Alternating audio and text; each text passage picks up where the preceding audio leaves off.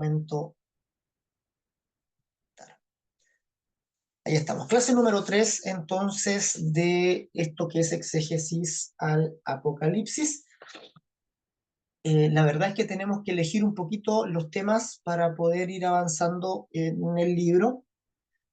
Son muchos los temas que podemos encontrar en el libro de Apocalipsis. Principalmente hay mucha riqueza, mucha densidad de visiones, de palabras, de conceptos, de, digamos, de cosas que Juan toma del Antiguo Testamento, que las reinterpreta, que les da otro color, que las combina.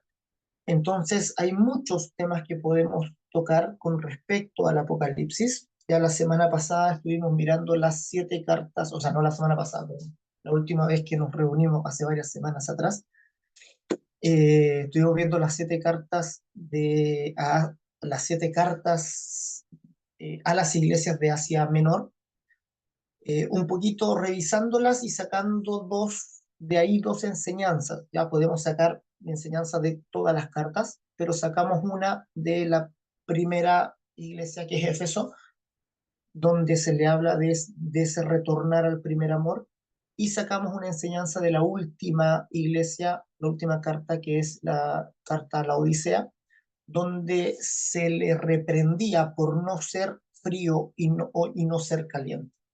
Ya más o menos explicamos esas dos exhortaciones y sacamos de ahí enseñanzas para nuestra vida de fe. El día de hoy vamos a ver que eh, existe una tensión continua en el libro de Apocalipsis entre judíos y gentiles, que no es una tensión solo del libro de Apocalipsis, sino una tensión de todo el Nuevo Testamento. Ya el conflicto principal que la iglesia tuvo al iniciar ya las primeras décadas después de que el Señor fue alzado, fue precisamente el tema de los judíos y de los gentiles. Ya este fue el tema que abarcó y que, digamos, se llevó prácticamente toda la energía de la iglesia en las primeras décadas, el tema de la inclusión de los gentiles, ¿ya? De cómo los gentiles llegaban a ser parte de la comunidad de fe. De hecho, si nosotros consideramos la historia de la iglesia siempre ha sido una historia de inclusión, ¿ya? De cómo de a poco ha ido incluyendo a grupos cada vez mayores. Entonces, la iglesia en un comienzo era prácticamente 100% judía. Cuando el Señor es alzado, los que quedan, los apóstoles y los primeros discípulos, son principalmente judíos. De hecho, el único escritor, ya lo habíamos dicho antes, el único escritor bíblico que no es judío es Lucas, que es griego, pero la iglesia estaba compuesta por judíos. Y el primer desafío de la iglesia es cómo recibir, cómo aceptar a los gentiles. Y los gentiles eran todos los que no eran judíos de nacimiento. Ya les costó incluso aceptar a los samaritanos, que eran mitad judío, mitad gentil. Era una mezcla entre judío y gentil. Y vemos en el libro de los Hechos la misión de Felipe, que él va a Samaria y ahí se incluyen los samaritanos y no hay tanto, digamos, no hay tanto escándalo por la inclusión de los samaritanos. Sin embargo, en el capítulo 10 del libro de los Hechos, cuando va Pedro a la casa de Cornelio y por primera vez se bautizan gentiles, ahí sí se produce digamos, podríamos decir un escándalo, llaman a Pedro, le piden explicaciones, Pedro da su testimonio y la iglesia dice de manera que también a los gentiles Dios les ha dado, ¿verdad?, arrepentimiento para vida. Es decir, se sorprendieron, no esperaban que el evangelio tomara un rumbo hacia los gentiles y los abrazara, y no lo esperaban aun cuando el Señor ya les había enseñado, los había enviado y comisionado a todo el mundo, ¿ya? El Señor Jesús fue muy universalista para predicar, ya hablando de Judea, Samaria y hasta lo último de la tierra. Sin embargo, los cristianos las primeras décadas del cristianismo parece que todavía no asimilaban eso. Ya de hecho a Pedro le costó mucho ir a la casa de Cornelio y poder tener esa entrada a o sea, producir esa entrada a los gentiles. Ya más adelante en la historia del cristianismo, la iglesia va a tener otros desafíos. Ya después que incluye a los gentiles y la iglesia comienza a ser mayoritariamente gentil, eh, tienen el gran desafío de incluir a los pueblos bárbaros. Eso es todo un capítulo también de la historia de la iglesia que viene junto con la caída del Imperio Romano. La invasión de los bárbaros produjo la evangelización de los bárbaros. Estamos hablando de los vikingos, de los godos, visigodos, de todos los pueblos que estaban fuera del Imperio Romano y que finalmente a través de muchas avanzadas y muchas conquistas hacen que el Imperio Romano caiga. Y en ese proceso los cristianos evangelizan también a estos pueblos bárbaros y los incluyen dentro de la comunidad de fe. ¿Ya? Así que la historia del cristianismo ha sido de una historia de inclusión. Vamos entonces a esto que vamos a tratar de revisar en tres pasajes o en tres capítulos de esta primera sección del libro de Apocalipsis. Estamos revisando la primera sección, capítulo 1 al 11. ¿Ya? Ese es eh, digamos, la cancha donde nos vamos a mover en esta primera parte, hasta yo creo por lo menos la siguiente clase. Luego nos vamos a ir a la segunda parte. Y vamos a ver tres puntos donde vamos a ver esta tensión o vamos a ver eh, este contraste entre los judíos y los gentiles. En primer lugar, la vemos en la adoración celestial, ¿ya? Capítulo 4 y 5 del Apocalipsis, en cómo se produce esta narrativa de la adoración en el cielo. Luego de las cartas a las iglesias viene este pasaje de la adoración celestial y está muy contrastado lo que es la adoración israelita, la adoración de la ley, la adoración del pueblo de Israel versus la adoración de la iglesia. Luego vamos a ver que en el proceso de desatar los sellos, ¿ya? Que nos deja, la adoración celestial nos deja al Señor rompiendo los sellos de este libro que toma de la mano del que está sentado en el trono. El quinto sello muestra a almas debajo del altar, y ahí vamos a ver también que hay muchas referencias y hay razones para creer que estas almas se refieren a los santos del Antiguo Testamento, ya principalmente por esta expresión que dicen ellos, ¿hasta cuándo? Y en tercer lugar vamos a ver un aspecto que es poco conocido generalmente en el libro de Apocalipsis, que es la salvación. El libro de Apocalipsis ya habíamos comentado que tuvo varios problemas para entrar al canon, y uno de estos problemas es que parece no hablar de la salvación por fe. Incluso cuando uno lee el Apocalipsis superficialmente, pareciera que le da más énfasis a las obras que a la fe. Entonces, eh, parece un libro como que no va en concordancia con la predicación, por lo menos del apóstol Pablo.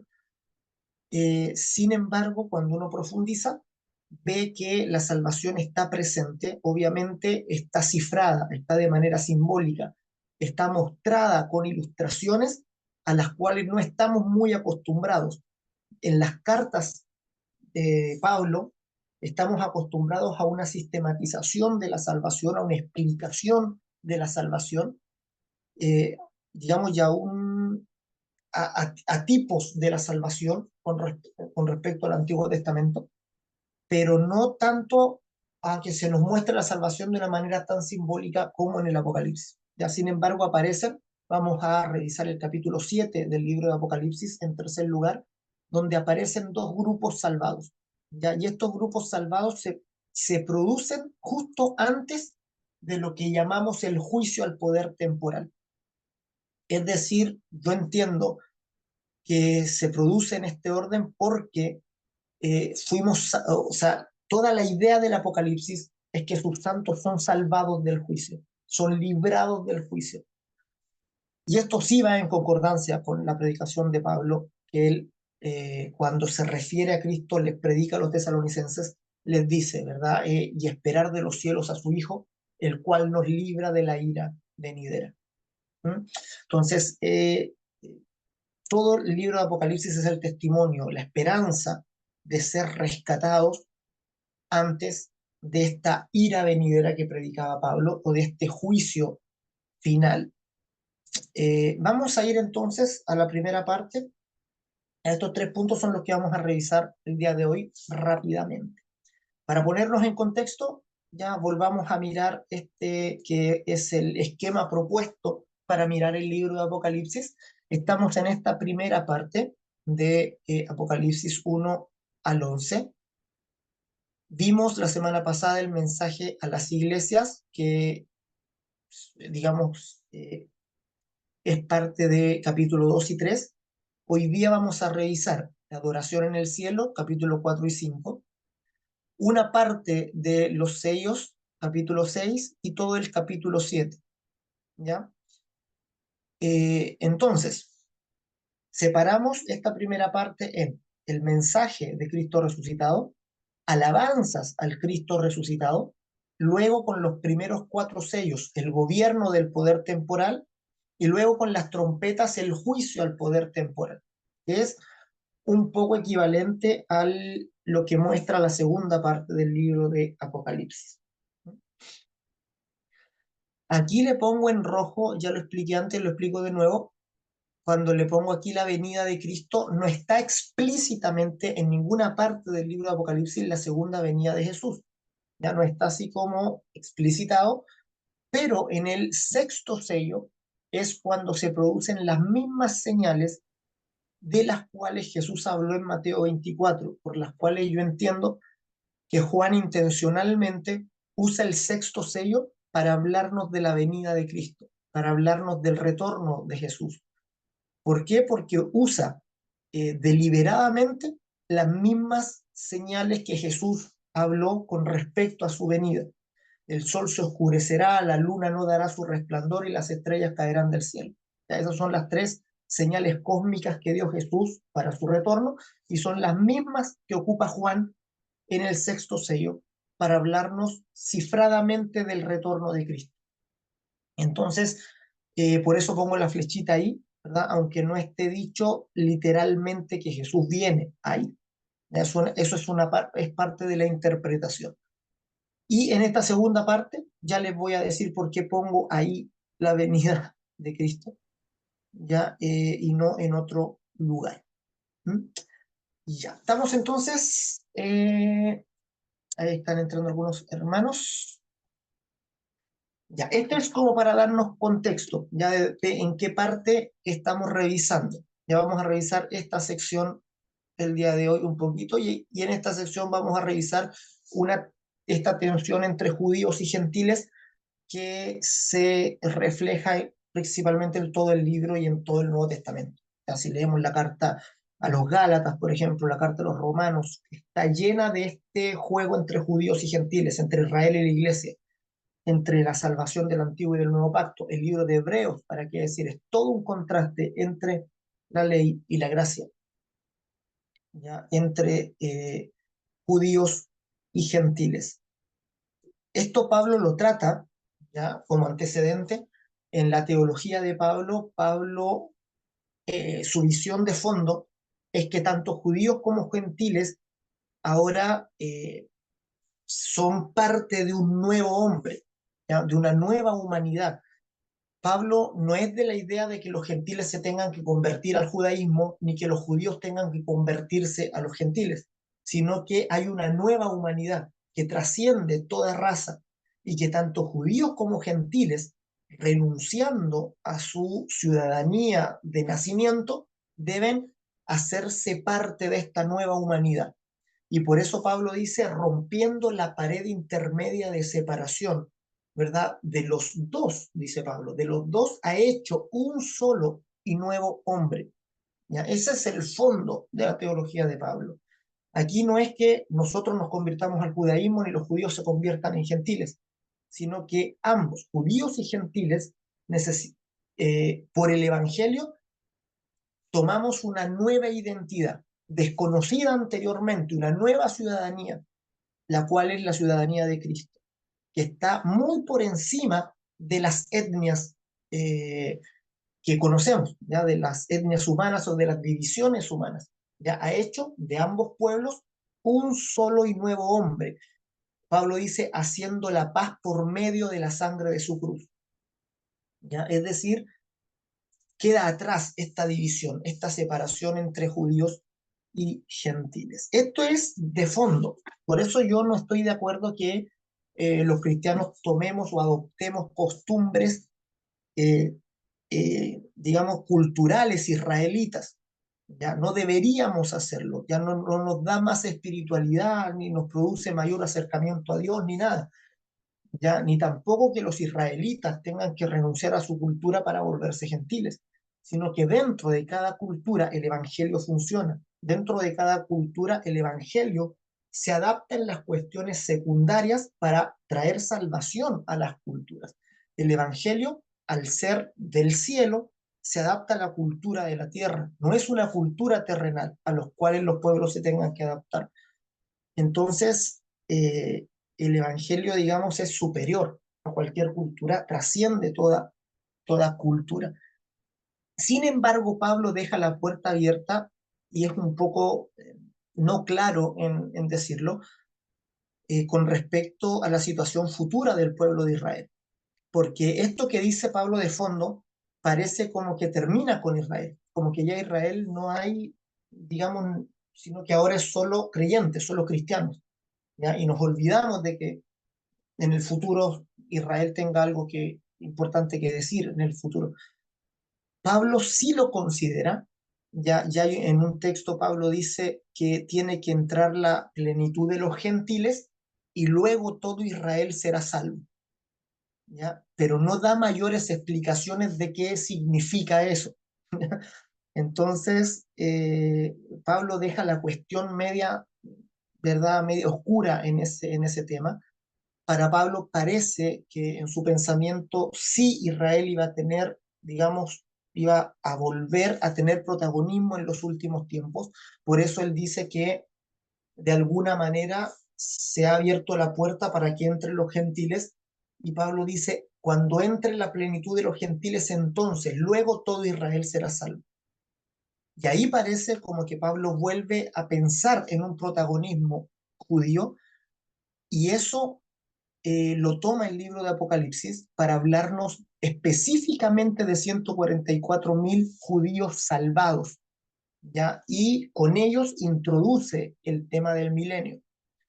Entonces esto produce bastante conflicto teológico entre diferentes líneas, pero claramente Apocalipsis está de acuerdo con ese protagonismo final del pueblo de Israel, que la historia se cierra con un remanente de Israel que vuelve al protagonismo al final de los tiempos.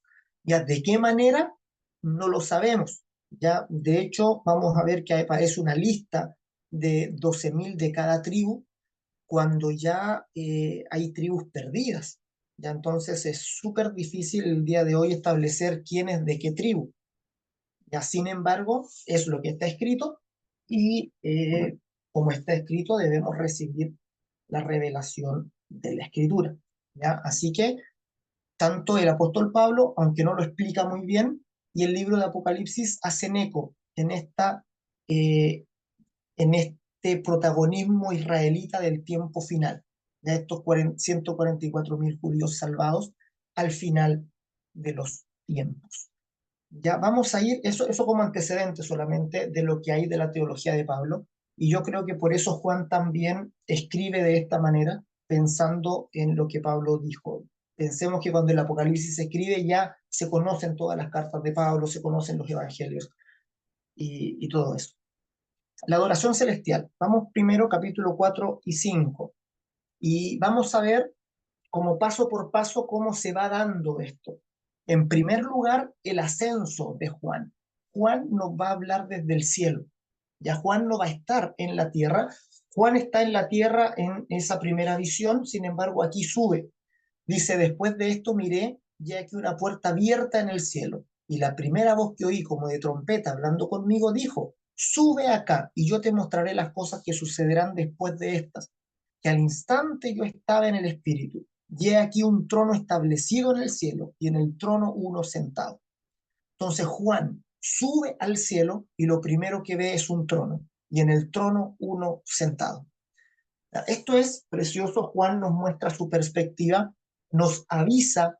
Ahora voy a hablar desde la perspectiva celestial, voy a hablar desde arriba, ya voy a estar considerando las cosas inefables, ¿verdad? Pablo habla de este tercer cielo.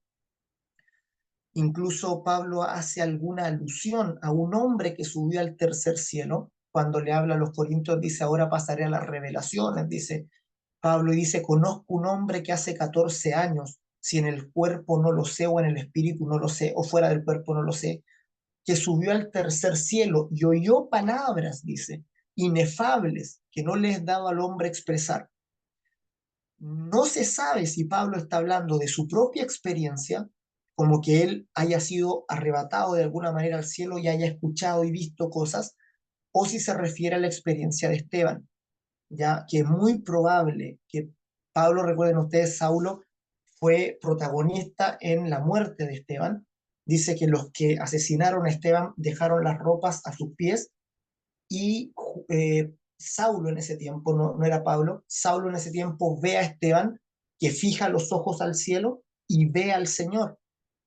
Y dice, y Esteban lo expresó, dijo, veo el cielo abierto y al Hijo del Hombre de pie, ¿verdad? Ahí en el trono de Dios. Entonces, es posible que hace 14 años, dice Pablo, Pablo se refiere a la experiencia de Esteban, eh, o otros dicen que se refiere a su propia experiencia. La cosa es que Pablo entiende la realidad de este tercer cielo, que ahora Juan es arrebatado a ese tercer cielo y ve cosas, ¿ya? Obviamente no debemos pensar que lo que ve es literal, sino que se muestra en forma de símbolo. Ya se nos va a mostrar realidades en forma de simbología, en forma de imágenes.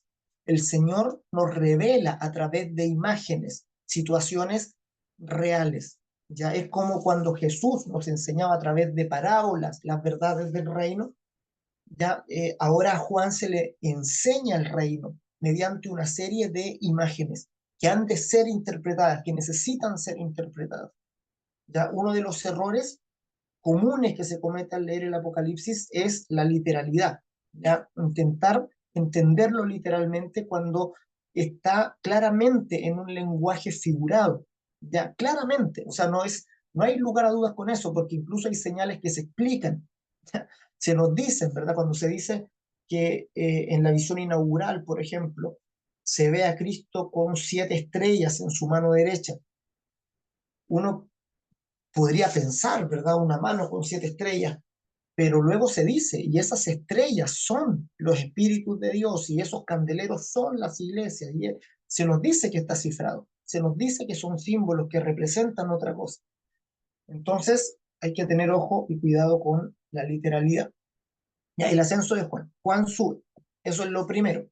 ¿Ya? Y ahí, cuando sube y ve el trono, escucha la primera alabanza, es testigo de la primera alabanza, la alabanza del capítulo 4. Y fijémonos cómo es esta alabanza. Dice, y los 4 seres vivientes, Juan ve no solo un trono, sino que alrededor del trono 4 seres vivientes, más afuera 24 ancianos. Eso es lo que visualiza. Y dice, y los 4 seres vivientes tenían cada uno 6 alas, y alrededor y por dentro estaban llenos de ojos, y no cesaban día y noche de decir, Santo, Santo, Santo es el Señor Dios Todopoderoso, el que era, el que es y el que ha de venir. Esta adoración es muy veterotestamentaria, es muy del Antiguo Testamento. Incluso las palabras son literales sacadas del Antiguo Testamento, del libro de Isaías. Isaías ve ángeles con 6 alas que dicen exactamente esto. Dicen, Santo, Santo, Santo es el Señor Dios Todopoderoso. Entonces, esta adoración que está viendo aquí Juan es la adoración de los profetas del Antiguo Testamento. Es como ellos expresaron la adoración a Dios. ya el que era, el que es y el que ha de venir. O sea, siempre se hablaba de Dios como aquel que iba a venir, siempre se habla de un futuro, ya siempre se habla de la esperanza mesiánica, de algo que no está consumado todavía, que no está cerrado, que un Dios que va a actuar, un Dios que va a intervenir, un Dios que en algún momento se va a hacer presente y va a estar con nosotros. Esa es la adoración que aparece en el capítulo 4. Ya más adelante, los 24 ancianos también adoran al que está sentado en el trono y dice, los 24 ancianos se postran delante del que está sentado en el trono y adoran al que vive por los siglos de los siglos. Y echan sus coronas delante del trono diciendo, Señor, digno eres de recibir la gloria y la honra y el poder, porque tú creaste todas las cosas y por tu voluntad existen y fueron creadas. La adoración es al Dios creador, es a Dios por su creación. Entonces, claramente, esta es una alabanza que no considera a Cristo y a lo que Cristo hizo por nosotros. Es la alabanza del Antiguo Testamento, es la alabanza de la ley, es la alabanza de Israel. ¿Ya? Una alabanza que es muy linda, es una alabanza preciosa, pero no considera la obra de Dios en Cristo porque es algo futuro para ellos. ¿Ya? Entonces Jesús todavía no está en el radar. Se nos muestra esta adoración del antiguo pacto, que para un judío leyendo esto claramente le hace sentido que es la adoración de los profetas, la adoración del Antiguo Testamento. Entonces, lo primero que ve es esta alabanza judía, ya netamente judía, y con esta alabanza introduce el tema de la salvación en Cristo. En primer lugar, se nos presenta el tema del pecado universal o del testimonio de la ley y se nos presenta de una forma bien impresionante. Ya se presenta a un ángel fuerte, ¿verdad? Se dice, Juan ve al que está sentado en el trono que tiene un libro y hay un ángel, dice, y vi un ángel fuerte que pregonaba a gran voz. Fíjense, muy impresionante la imagen. ¿Quién es digno de abrir el libro y desatar sus sellos? Y dice, y ninguno, ni en el cielo, ni en la tierra, ni debajo de la tierra podía abrir el libro ni aún mirarlo. Y lloraba yo mucho, porque no se había hallado a ninguno digno de abrir el libro, ni de leerlo, ni de mirarlo. Entonces, de esta manera, se nos está introduciendo el drama humano, el conflicto humano. Después de mostrarnos las alabanzas del Antiguo Testamento, se nos explica el por qué el hombre no es digno de Dios simplemente. Por más que alabemos a Dios, no somos dignos de Él. Ya no vamos a estar en comunión con Él. La ley nos quita la esperanza de poder estar con Dios. El testimonio de la ley es el pecado universal. El apóstol Pablo dice que la ley guarda todo bajo pecado. Cuando comprendemos esto en el Apocalipsis, empezamos a entender que el Apocalipsis no es tan diferente de las cartas de Pablo como parece superficialmente, ya, sino que tiene mucha teología paulina, pero está en visión, ya está en una visión que hay que interpretar. Entonces, aquí claramente se nos presenta el pecado universal, el testimonio de la ley. La ley guardó todo bajo pecado, nos enseñó que todos éramos pecadores, que como dice el libro de Romanos 3, no hay justo ni aun uno, no hay quien busque a Dios, no hay uno bueno, ¿verdad? Eh, Eso es lo que nos explica aquí cuando este ángel pregona a gran voz buscando uno digno y no se halla nadie. Al no hallarse nadie, Juan llora, ¿verdad? Y llora amargamente porque es una realidad terrible el que no haya ninguno digno. Ya es algo terrible. ¿Por qué? Porque significa que ninguno puede representarnos ante Dios. Y eso significa que para el ser humano, para la raza humana, ya no hay ninguna esperanza de poder estar con Dios. No hay esperanza de salvación. La ley, correctamente entendida, nos quita la esperanza de estar con Dios. Ya nos vuelve indignos de Dios. Eh, por esa manera, aún teniendo el Evangelio, debemos recordar, la ley siempre nos va a estar recordando, ¿verdad? Que no fue por nuestras fuerzas, que no fue nuestra bondad, que no fue lo que hemos hecho, que no fue nada de lo que nosotros podríamos haber aportado lo que finalmente nos va a llevar al cielo, sino solo la obra de gracia de Dios en Cristo. Solo la entrega de Dios en Cristo y su gracia nos permiten estar con Dios. ¿Ya? El pecado y el testimonio de la ley, aquí en este pasaje, preciosamente expresado, luego se introduce a Cristo. ¿Ya? Aquí se introduce la figura del Salvador, de aquel que viene a salvarnos como representante de la humanidad. Ya dice, y uno de los ancianos me dijo, no llores, he aquí el león de la tribu de Judá, la raíz de David, ha vencido para abrir el libro y desatar sus sellos. Y Juan dice, y miré y vi que en medio del trono y de los cuatro seres vivientes y en medio de los ancianos estaba en pie un cordero como inmolado. ¿Ya? Esto me gusta, les había dicho antes, ¿verdad? Esta doble referencia, ya el anciano le dice, el león de la tribu de Judá ha vencido, y cuando Juan mira, no ve un león, ve lo contrario a un león, ve un cordero.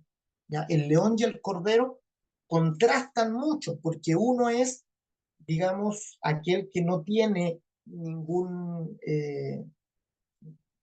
no tiene nadie, digamos, con ningún depredador, ¿ya? Por eso se le llama el rey, o digamos, se le toma la figura como un rey, y por el otro lado un cordero, ¿ya?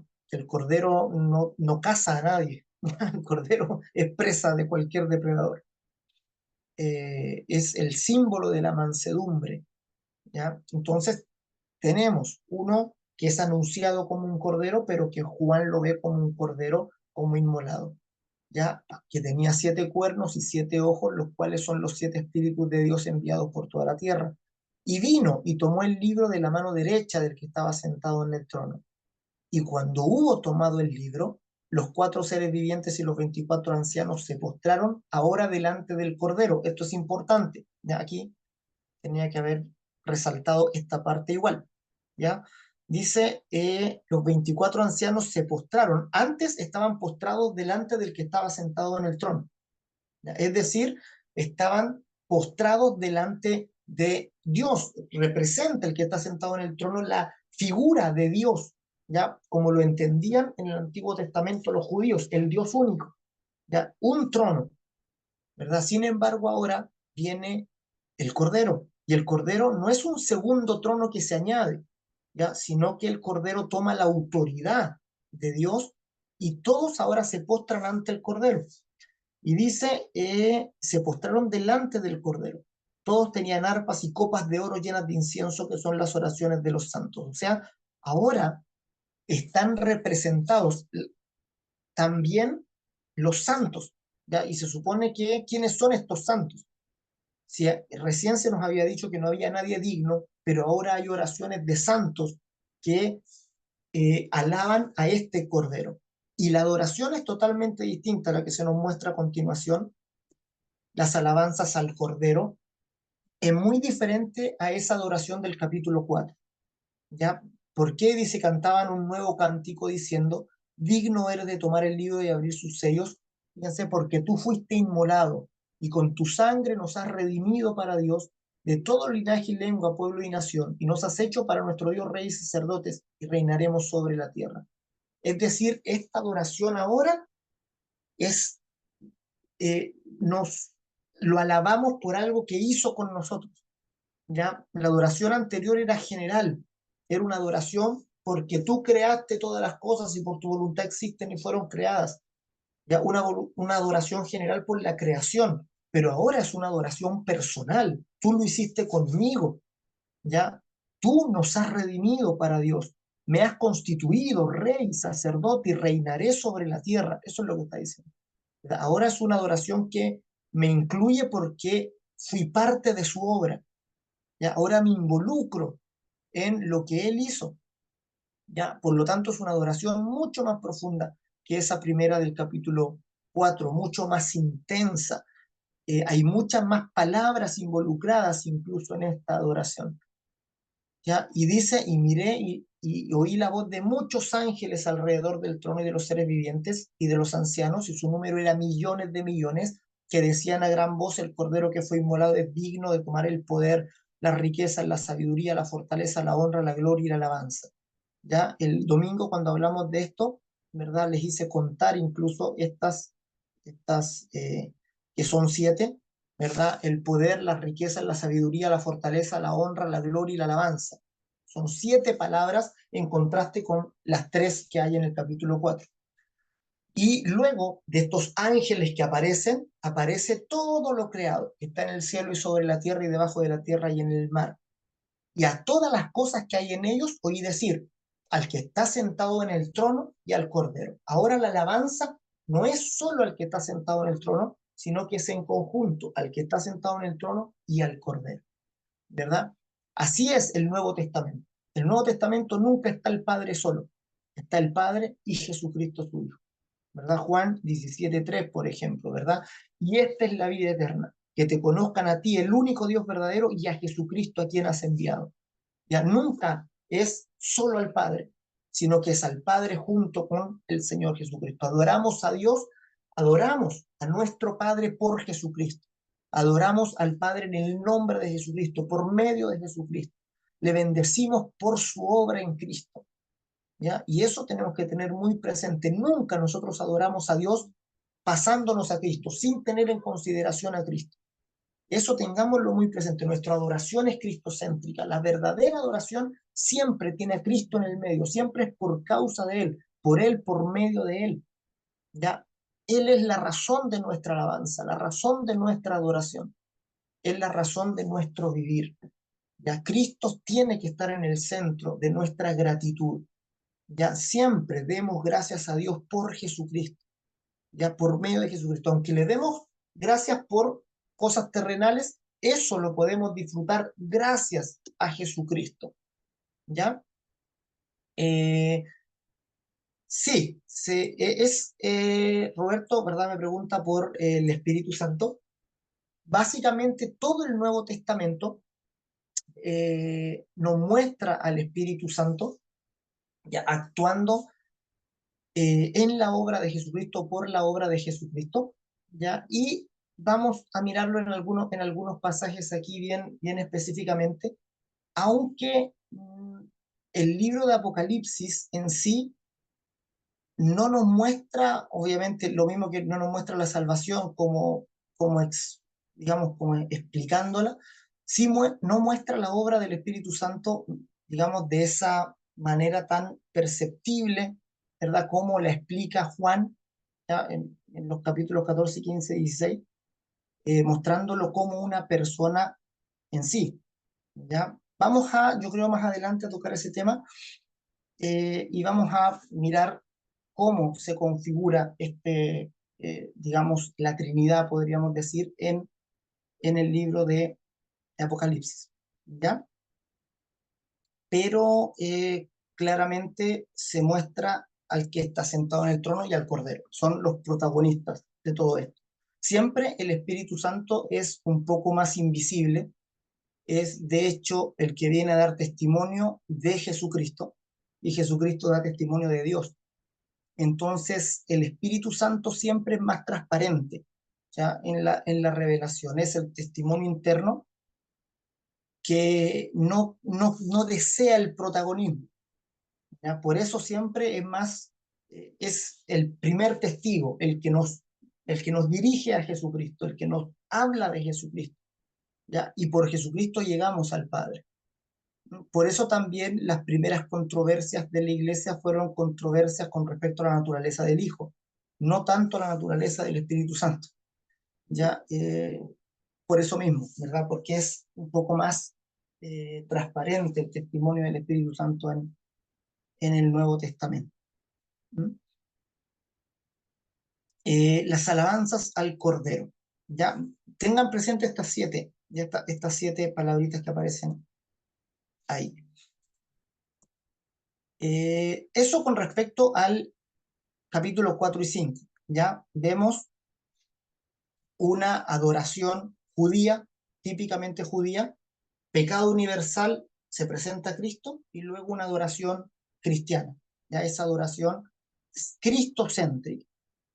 Otro lugar donde encontramos un poco esta tensión entre Antiguo y Nuevo Testamento es en el quinto sello.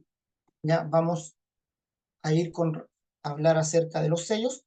En los sellos, fíjense que los cuatro primeros sellos son los cuatro jinetes del Apocalipsis, donde se representa el gobierno del poder temporal, ya donde está este gobierno de la miseria, la pobreza, la guerra, el hambre, etcétera, ya como que están de alguna manera gobernando, se les entregan herramientas de gobierno a cada uno de estos jinetes para que hagan esta función o cumplan esta función en la tierra. Ya obviamente entendemos que estos jinetes no son reales, ya no es que hayan jinetes produciendo pobreza o jinetes espirituales produciendo miseria, ya son símbolos, ya es decir, la pobreza, la miseria está simbolizada en un jinete, en un caballo de cierto color, ya la guerra está representada en este jinete.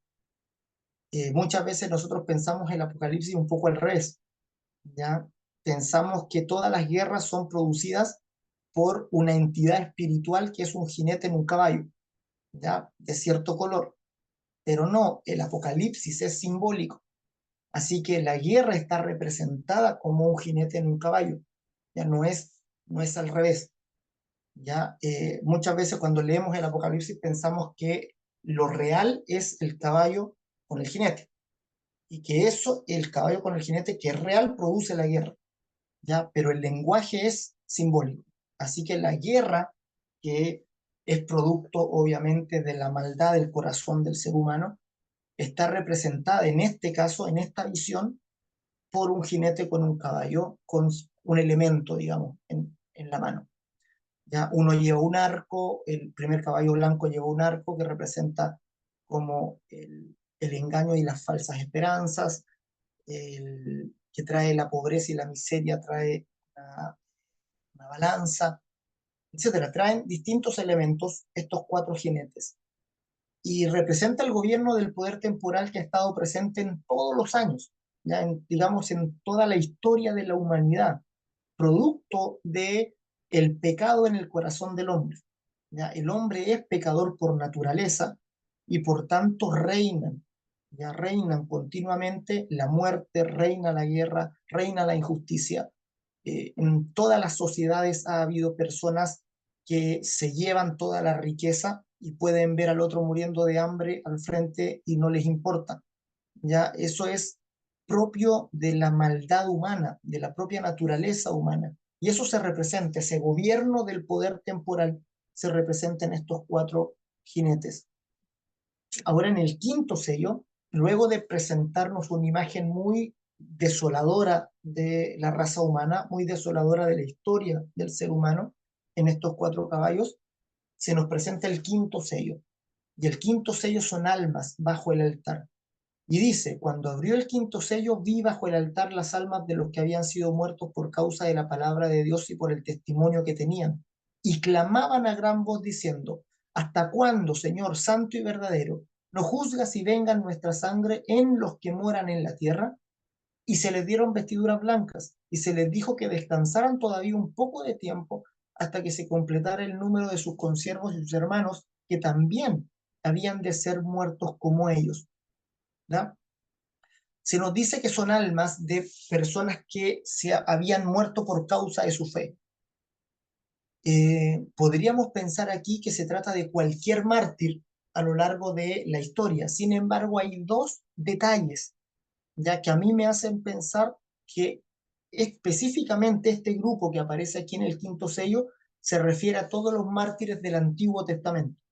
Ya no se está refiriendo a cristianos, se está refiriendo a aquellos que de alguna manera murieron por su fe en el Antiguo Testamento. Estamos hablando de todos los profetas, estamos hablando de aquellos que fueron perseguidos, aquellos israelitas que murieron por causa de su fe, están en este grupo. ¿Y cuáles son esos dos detalles? Primero, el hasta cuándo, ¿ya? Este reclamo, ¿ya? En tono de queja. Nunca en el Nuevo Testamento un cristiano reclamó de esta manera. Es decir, este no es lenguaje cristiano y lo vamos a ver y lo vamos a aprender. Ya, si ustedes buscan esta expresión, hasta cuando dicha hacia Dios, no está en los labios de ningún creyente. Nunca un creyente del Nuevo Testamento le dice a Dios, Señor, ¿hasta cuándo? Eso no existe. Una vez aparece en los labios de Jesús, pero no para referirse a Dios, para referirse a sus discípulos. ¿Ya? Les dice, ¿hasta cuándo he de estar con vosotros? ¿Ya? Pero nunca como un reclamo hacia Dios. ¿Ya? Y eso no lo dice Jesús, no lo dice Pablo, no lo dice Pedro, no lo dice ninguno de sus discípulos. Nunca hay esta expresión. Sin embargo, si nos vamos al Antiguo Testamento, encontramos que es una expresión increíblemente común en los labios de los santos del Antiguo Pacto. ¿Ya? Y vamos a ver que David es el rey del hasta cuándo. ¿Ya? Esa es la primera el primer detalle, la forma de hablar. La forma de hablar no es cristiana, la forma de hablar es típicamente judía, ya típicamente del antiguo pacto. ¿Hasta cuándo, Señor santo y verdadero, no juzgas nuestra sangre? ¿Hasta cuándo no actúas? ¿Hasta cuándo no haces justicia? ¿Ya? Y en segundo lugar, que después de su reclamo se le dan vestiduras blancas. Es decir, estos no poseían vestiduras blancas y en las visiones que hay de la iglesia, tanto en el Apocalipsis principalmente, se muestran siempre a los creyentes con vestiduras blancas, ya vestidos de blanco. Y las vestiduras blancas representan la justicia y la santidad que recibimos por nuestra fe en Jesucristo. El creyente del Nuevo Testamento pone su fe en Cristo y recibe estas vestiduras blancas inmediatamente. Estos estaban ya, digamos, bajo el altar, quiere decir cubiertos, ese es otro detalle importante, que están bajo el altar, haciendo referencia al altar de bronce del tabernáculo. Eh, Quiere decir que de alguna manera están guardados para la resurrección y estos en ese momento recién se les entregan vestiduras blancas. ¿Por qué? Porque nadie recibe vestiduras blancas aparte de Jesús. Cuando viene Cristo, son recién la fe de los antiguos, ¿verdad? Recibe su premio, recibe su consuelo. Los creyentes del antiguo pacto creyeron, ¿verdad?, en el Mesías que había de venir, pero no recibieron inmediatamente justicia, sino que mueren y luego su fe es justificada. Entonces estos mueren y después reciben vestiduras blancas. ¿Ya? Nosotros, mientras vivimos y creemos, recibimos vestiduras blancas inmediatamente. Entonces, hay detalles como el lenguaje, como esto de que reciben vestiduras blancas en ese momento. Otro detalle es que están bajo el altar, que hacen pensar que este grupo son el grupo de los santos del antiguo pacto. No se refiere a creyentes del Nuevo Testamento, no está hablando de la iglesia, está hablando de Israel, está hablando del pueblo de Israel. ¿Ya? Y luego de ese quinto sello viene el sexto sello, donde yo les decía que se ven las señales de la parucía, se ven las señales de la segunda venida de Cristo, es las mismas señales que Jesús da en Mateo 24. Vamos a ver este hasta cuándo, ¿ya? Eso lo vamos a revisar ya para que vean a David, que yo le llamo a David el rey del hasta cuándo. Ya, los salmos, vamos a ir solo a los salmos. Ya, hasta cuándo también es una palabra muy común en Moisés. Moisés también muchas veces reclama a Dios diciéndole hasta cuándo, Señor, pero el que gana es David, por lejos. Ya, vamos a ver estos salmos rapidito. Salmo 6.3, mi alma también está muy turbada y tú, Jehová, ¿hasta cuándo? Ahí la deja. 13.1, ¿hasta cuándo, Jehová, me olvidarás para siempre? ¿Hasta cuándo esconderás tu rostro de mí? Salmo 35.17, Señor, ¿hasta cuándo verás esto? Rescata mi alma de tus destrucciones, mi vida de los leones. Salmo 74.10, ¿hasta cuándo, oh Dios, nos afrentará el angustiador? ¿Ha de blasfemar el enemigo perpetuamente tu nombre?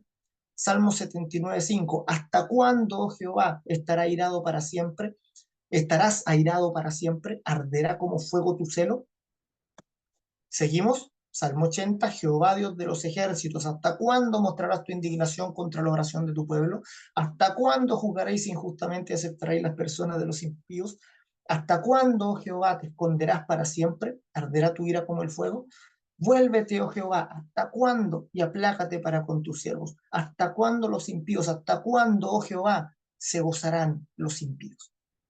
Es David en los salmos. David en los salmos es un continuo hasta cuándo. ¿verdad? Uno podría preguntar, uno podría pensar, ¿verdad? Juzgar mal a David y decir, pucha, David que era reclamón, ya, puro que se está quejando ahí nomás. Pero la verdad es que tiene razón en su posición. Ya David tenía, estaba muy despierto espiritualmente. David entendía su situación espiritual y se angustiaba por esa situación. David entendía que de alguna manera faltaba algo, ¿ya? Y eso lo desesperaba por dentro. David tiene una fe muy angustiante en el sentido de que él sabe que falta algo, sabe que tiene que venir, y él habla de su descendencia, y él tiene la esperanza en el futuro de la intervención de Dios. Él sabe que tiene que venir algo, y ese algo es el Hijo de David, es Cristo. Nosotros ya tenemos a Cristo. Nosotros tenemos la obra consumada de Jesucristo en la cruz. Nosotros no decimos, ¿hasta cuándo, Señor? Porque nosotros somos testigos de la intervención de Dios, que Dios efectivamente vino, cumplió su promesa, consumó todas las cosas, efectuó nuestra salvación y nos compró para Dios. Nuestro lenguaje es totalmente distinto al lenguaje de los profetas del Antiguo Testamento. Nuestro lenguaje no es ¿hasta cuándo, Señor? Nuestro lenguaje es Señor, gracias por Jesucristo. Gracias por prontamente salvarme. Gracias por rescatarme. Gracias por darme todas las bendiciones en Cristo. Gracias por bendecirme con toda bendición espiritual en los lugares celestiales en Cristo. No falta nada. No hay bendición que no te haya entregado. No hay bendición que no haya puesto a tu disposición. Por eso nosotros nunca vamos a decir ¿hasta cuándo, Señor? Un creyente que diga ¿hasta cuándo? Solo está mostrando la ceguera que tiene, ya solo está manifestando su falta de comprensión del Evangelio. Cuando conocemos el Evangelio, cuando recibimos el Evangelio, recibimos la plenitud de la riqueza de Dios. Se nos ha dado Cristo por medio del Espíritu Santo. Ya nunca más vamos a tener sed. Ya estamos totalmente saciados con la obra de Dios en Cristo. Los del Antiguo Testamento tienen hambre por Dios, tienen hambre y sed de justicia. Los del Nuevo Testamento estamos saciados de justicia. Por eso la bienaventuranza, ¿verdad? Bienaventurados los que tienen hambre y sed de justicia, porque serán saciados, ¿verdad? ¿Y quién va a traer esa saciedad? Cristo mismo. Cristo es la saciedad completa, ¿verdad? Y él dice, le dice a la samaritana, el que beba de esta agua no volverá a tener sed jamás. Entonces, Cristo nos sacia. Cristo debe ser nuestra saciedad. ¿Ya? Cristo debe eliminar nuestro hasta cuándo. ¿Ya? Así que aprendamos a hablar como creyentes del nuevo pacto, ¿ya? Y a dejar ese lenguaje del antiguo pacto. ¿Ya? Número 3. Los salvados del juicio. Capítulo 7 del libro de Apocalipsis nos muestra a dos salvados del juicio, a dos grupos que se salvan del juicio. El primer grupo son estos 144.000 judíos sellados. Aquí no cabe duda de que estos son judíos, lo dice literalmente, incluso hace una lista de 12.000 de cada una de las tribus. Ya, cómo escoge las tribus es un poco extraña, ya la lista que aparece en Apocalipsis, la lista de tribus de Israel, no se repite en ningún otro lugar. Ya es una lista única. De hecho, en el Antiguo Testamento tenemos varias listas, no es una única lista, porque a veces se incluyen los hijos de José. Y cuando obviamente se incluye un hijo de José, tiene que sacarse otro. Entonces, en esta lista que aparece en Apocalipsis, aparecen los dos hijos de José y no aparece la tribu de Dan. ¿Ya? Motivos, se han tratado de dar un montón de explicaciones, pero finalmente no hay una que sea la, digamos, la explicación certera que no, ¿verdad? Digamos, esto sí es, se cree por ahí, ¿verdad? Hay ciertos motivos por los cuales podría ser. Pero la cosa es que son 144.000 judíos sellados. Ya dice, después de esto había 4 ángeles de pie sobre los 4 ángulos de la tierra, que detenían los 4 vientos de la tierra, para que no soplase viento alguno sobre la tierra, ni sobre el mar, ni sobre ningún árbol. Vi también otro ángel que subía de donde sale el sol y tenía el sello del Dios vivo y clamó a gran, perdón, sí, y clamó a gran voz a los cuatro ángeles a quienes se les había dado el poder de hacer daño a la tierra y al mar, diciendo: no hagan daño a la tierra ni al mar ni a los árboles hasta que hayamos sellado en sus frentes a los siervos de nuestro Dios. Y oí el número de los sellados, 144.000 sellados de todas las tribus de los hijos de Israel. Claramente estos son judíos. Se sellan en la tierra para protegerlos de lo que va a venir, ¿ya? Y lo que viene son las trompetas con el séptimo sello. ¿Ya? El séptimo sello abre la serie de trompetas y las trompetas son cataclismos de la magnitud de las plagas de Egipto. ¿Ya? Las trompetas nos recuerdan las plagas de Egipto. Y antes de que venga ese juicio, que es la ira venidera, que es el juicio a las naciones, el juicio al poder temporal, primero se nos muestran estos dos grupos salvados. Primero, 144.000 judíos son salvados en la tierra, es decir, estos no son sacados, sino que estos son dejados en la tierra, pero protegidos de alguna manera, ya protegidos con un sello en la frente. Este sello en la frente va a contrastar con el sello que va a venir más adelante, que es el sello de la bestia. ¿Ya? Así como el Señor sella a sus santos, luego viene la bestia que sella también a los suyos. ¿Ya? El lenguaje apocalíptico, el lenguaje figurado para hablar de una pertenencia. Ya pertenecemos. Esto, cuando uno sella algo, es porque está poniendo su sello de pertenencia. Y estos 144.000 son guardados en la tierra.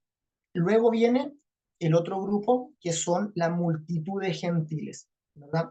Sigue este contraste. Judíos se quedan guardados en la tierra, protegidos en la tierra, gentiles. Y estos gentiles no los ve Juan en la tierra, los ve en el cielo, delante del trono de Dios.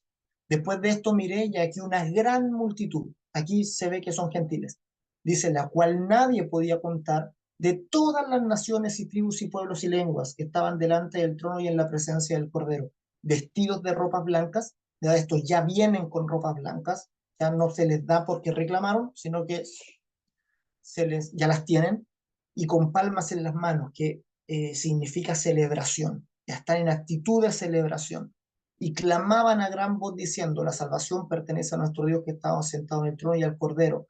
Y todos los ángeles que estaban en pie alrededor del trono, y de los ancianos y de los cuatro seres vivientes, se postraron sobre sus rostros delante del trono y adoraron a Dios diciendo: amén. Y nuevamente las mismas siete elementos de esta adoración: la bendición, la gloria, la sabiduría, la acción de gracias, la honra, el poder, la fortaleza, sean a nuestro Dios por los siglos de los siglos. Amén. Esta es la misma adoración del capítulo 5, ¿ya? Es la adoración al Cordero, ¿ya? Es la adoración del Nuevo Testamento, es la adoración cristiana. Entonces uno de los ancianos habló diciéndome: estos que están vestidos de ropas blancas, ¿quiénes son y de dónde han salido? ¿Dónde han venido? Yo le dije: Señor, tú lo sabes. Y él me dijo: estos son los que han salido de la gran tribulación y han lavado sus ropas y las han emblanquecido en la sangre del Cordero. Por eso están delante del trono de Dios y le sirven día y noche en su templo, y el que está sentado sobre el trono extenderá su tabernáculo sobre ellos. Y no tendrán hambre ni sed, y el sol no caerá más sobre ellos, ni calor alguno, porque el Cordero que está en medio del trono los pastoreará y los guiará a fuentes de aguas de vida, y Dios enjugará toda lágrima de los ojos de ellos. Aquí hay que poner ojo porque hay algunos que al interpretar este pasaje leen esta expresión gran tribulación y la asocian con la gran tribulación que habla Jesús en Mateo 24. Entonces tratan de encajar a estos, ¿verdad?, que aparecen aquí vestidos de ropas blancas, les llaman, incluso algunos les llaman los santos de la tribulación, y piensan que son los santos solo de ese periodo, ¿ya? Y por eso algunos hablan de un rapto en la mitad de la tribulación o un rapto al final de la tribulación, por la presencia de estos, ya de estos supuestos santos de la tribulación. ¿Por qué? Porque toman esta gran tribulación como si fuera el término técnico que habló Jesús cuando habló de una gran tribulación futura. Sin embargo, no creo que esté bien interpretado de esa forma. Ya quiero un poco sacudirme de esa interpretación, porque primero, esta expresión gran tribulación no es exclusiva de, digamos, de ese periodo de tiempo. ¿Ya? De hecho, Jesús sí habló de una tribulación muy especial, particular, en el futuro. Sin embargo, el término gran tribulación es usado por Pablo también para hablar, por ejemplo, de los tesalonicenses. ¿Ya? A los tesalonicenses Pablo les dice, ustedes han recibido la palabra de Dios en medio de gran tribulación. Entonces, la palabra gran tribulación no es exclusiva de un periodo histórico, ya ni futuro ni pasado. Cuando la Biblia, por lo menos yo entiendo, en este pasaje está hablando de gran tribulación, habla de todo, digamos, la experiencia cristiana. Aquí está mostrando todos los salvados por Cristo. Por eso dice, dice, he aquí una gran multitud la cual nadie podía contar, ¿verdad? Lo que está tratando de expresar aquí Juan es que es una multitud tan grande que es imposible, nadie la puede contar. O sea, está incluyendo a todos los santos, no solo los de un periodo en particular. Entonces, por lo menos cuando he estudiado las distintas posiciones con el Apocalipsis, hay muchos que se enredan mucho con esto, al tratar de encajar esto y al asociar esta gran tribulación con lo que entendemos como la gran tribulación al final de los tiempos. Sin embargo, no creo que eso sea saludable, ya ni que haya motivo alguno, sino que esta gran tribulación es genérica. O sea, cuando se dice estos son los que han salido de la gran tribulación, habla de en general la historia de la iglesia. Ya la historia de la iglesia es una historia de persecución, una historia de tribulación, una historia de aflicción, y los santos salen de esa gran tribulación, los santos salen de esa persecución constante del poder temporal. Por tanto, aquí entiendo lo que quiere hacer Juan es mostrarnos dos grupos. O sea, no quiere mostrarnos específicamente la historia de un momento particular de la historia, sino que con una mirada muy amplia nos muestra la salvación de los gentiles y nos muestra la salvación, o sea, la salvación de los judíos, representada en estos 144.000, y la salvación de los santos de Dios, ya vestidos de ropas blancas con palmas en las manos. ¿Ya? De esa manera, entonces, entendemos que nosotros somos parte también de esa multitud de gentiles. Ya nosotros somos parte de estos que están aquí adorando delante del trono de Dios, vestidos de ropas blancas, con palmas en las manos. Ya somos los que hemos salido de la gran tribulación de este mundo para ir al encuentro de nuestro Señor, los que hemos sido rescatados de la tierra para estar junto al trono del Señor y para estar por siempre en su presencia. ¿Ya? Esto más o menos son los tres puntos que quería compartir con ustedes el día de hoy. Ya de alguna manera avanzamos con algunos puntos ya del Apocalipsis, con por algunos capítulos. Por lo menos abarcamos capítulo 4 al 7 del libro de Apocalipsis. ¿Ya? En todo caso, si tienen cualquier pregunta, ¿verdad? O cualquier, digamos, no duden, pueden preguntarme o WhatsApp, ¿verdad? No hay problema con eso. Ahí cuando tenga tiempito les respondo, ¿verdad? Y muy probablemente tampoco tengo una respuesta muy clara. Con esto del apocalipsis también hay muchas cosas que quedan en el ámbito de la especulación, ¿ya? No podemos no especular con algunas cosas. Y por eso tenemos que tener también una visión bien amplia, ya tratando de que lo que pensamos o las conclusiones que sacamos del Apocalipsis sean coherentes con el resto de la Escritura, sean coherentes con lo que ya sabemos claramente y que está claramente explicado en el resto del Nuevo Testamento y que profundicen, ¿verdad? Eso que está hablando ahí. Hay cosas nuevas, ¿ya? Sin embargo, eh, hay que saber interpretarlas, creo, equilibradamente. Eh, Así que eso, ya cualquier pregunta que tengan, no duden en hacerla, ya quiero ser en alguna manera colaborar con su entendimiento también de de las escrituras. Ya, mis amados, así que eso.